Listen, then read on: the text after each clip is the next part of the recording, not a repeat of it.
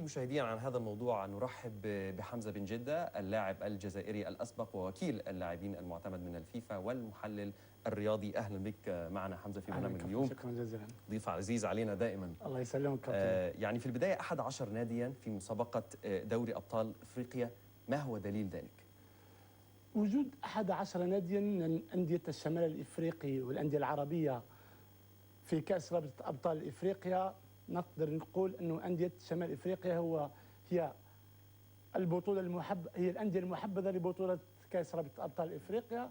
أعتقد أن وجود الرجاء البيضاوي، وفاق سطيف، عميد الأندية الإفريقية النادي الأهلي المصري، وجود الترجي الرياضي التونسي أحد كبار الأندية في إفريقيا، ما هي إلا دلالة على أن الكرة العربية في شمال إفريقيا مسيطرة بالطول وبالعرض على هذه البطولة. أعتقد أن الأندية العربية ستقدم مستويات مميزة جدا.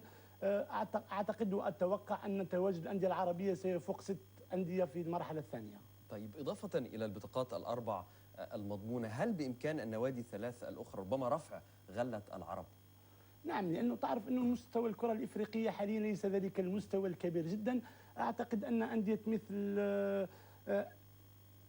مثل فريق المغرب التطواني الذي يلعب أمام الأهلي أول مرة يشارك، أندية أخرى مثل أندية سموحة التي تلعب أمام فريق بايوموكا الكونغولي تستطيع أن تعلن المفاجأة، أندية مثل فريق اتحاد العاصمة الجزائري يملك تشكيلة ممتازة جدا، يملك 4 دوليين في صفوفه، يستطيع المرور إلى مراحل متقدمة. أعتقد أن الغلة ستكون أكثر من 6 فرق. طيب، يعني أليس غريبا أن تغيب أندية ربما نيجيريا والكاميرون وغانا وساحل العاج بالكامل عن المسابقة التي تعتبر المسابقة الأغلى إفريقيا؟ زمان لما كنا نتكلم على أندية الكاميرون، نيجيريا، الكوت ديفوار، لما تقول مثلا البطولة الإيفوارية تقول مباشرة أسيك ميموزا. أسيك ميموزا من زمان كان يكون لاعبين، كان يصدر لاعبين لأوروبا. الحين حاليا أسيك ميموزا يشارك إلا في كأس الاتحاد الإفريقي، وهو ليس بالمكانة الأصلية لفريق أسيك ميموزا. الكاميرون تونيريا واندي، فرق أخرى كبيرة في الكاميرون لن تجدها على الساحة الكروية.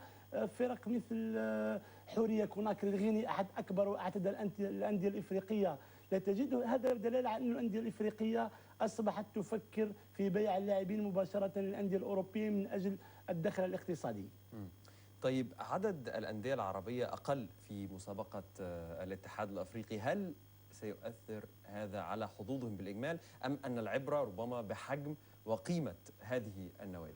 والله زميلي، بس أنا هعطيك معلومة صغيرة جدا.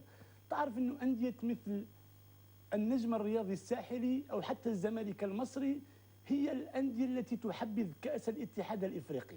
كيف هذا؟ فريق مثل الزمالك المصري أبدع وأمتع في كأس الاتحاد الإفريقي في الكثير من المناسبات. فريق مثل النجم الساحلي لا يحبذ كأس رابطة الأبطال مثل ما يحبذ كأس الاتحاد الإفريقي. نعطيك مثال على ذلك. سنوات 98 99 2000 و2001 تعرف أن النجم الساحلي وصل إلى النهائي في 4 مرات متتالية، كانت مرتين أمام وفاق سطيف، مرة أمام الزمالك، ومرة كانت أمام تيبويسون مازامبي، هذا الفريق الذي أصبح الآن يقارع كبار القارة مثل الأهلي، الترجي، وفاق سطيف، والرجاء في كأس رابطة أبطال إفريقيا. يعني أن الأندية الصغيرة التي دخلنا بها في كأس الاتحاد الإفريقي هي أندية الاختصاص. طيب، بالإجمال هل يمكن تفسير التألق العربي إفريقيا لغاية الآن مؤشر ربما على العودة للواجهة، أم أن هذا الأمر ليس بالمعيار على الإطلاق؟ والله شخصيا لا أعتبره معيار، لأنه مثلا كأس رابطة أبطال إفريقيا من زمان نفوز بها. لو يفوز الأهلي يفوز الترجي، لو لم يفوز الترجي يفوز الرجاء والوداد، لو لم يفوز الرجاء والوداد يفوز الزمالك، لو لم يفوز الزمالك فيه وفاق سطيف، شبيبة القبائل، وكذلك اتحاد العاصمة الجزائري. يعني هذه البطولة ليست غريبة عنا ونحن ليس غرباء عنها. يعني إن شاء الله حتى السنة هذه ستكون عربية ببصمة مصرية أو تونسية أو جزائرية أو حتى مغربية. طب، وما هي دلائل هذا يعني التقدم يعني في رأيك؟ يعني والله دليل هذا التقدم أنه يعني لو تشوف مثلا اللاعبين اللي يلعبوا في المنتخبات العربية، سواء في تونس سواء في مصر، يعني هي عاده يعني انديه مصر وتونس هي الانديه القويه جدا في بطوله كاس رابطه ابطال افريقيا. يعني تشوف انت مثلا فريق الزمالك، لو تشوف مثلا في فتره من الفترات الاهلي المصري يعني يملك فريق مرعب جدا يقوده ابو تريكه، توجد يعني لاعبين في قيمه بركات، في قيمه سيد معوض، في قيمه الحضري كحارس مرمى، توجدهم يلعبوا في كاس رابطه ابطال افريقيا ومع المنتخب.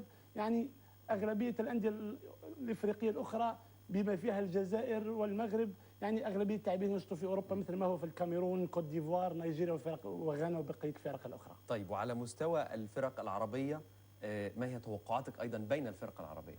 والله توقعاتي بين الفرق العربية، أعتقد أن فريق الأهلي المصري هذه السنة سوف يقدم مستويات خرافية جدا بعد الفترة الصعبة التي مر بها الأهلي على فترات، يعني ذهب حسام البدري قبل مانويل جوزي. الاهلي يعني يحب هذه الكاس، يستمتع برائحه هذه الكاس، وحتى الاهلاويه في طبعهم يفوزون الا بهذه الكاس ويتمنون الفوز بهذه الكاس من اجل المشاركه العالميه وهي القيمه والمكانه الحقيقيه للاهلي المصري. إن شاء الله تكون مشاركة مشرفة إن شاء الله. اللاعب الجزائري السابق والمحلل الرياضي حمزة بن جدة، شكرا جزيلا على وجودك معنا في برنامج اليوم. مشاهدينا، بعد قليل من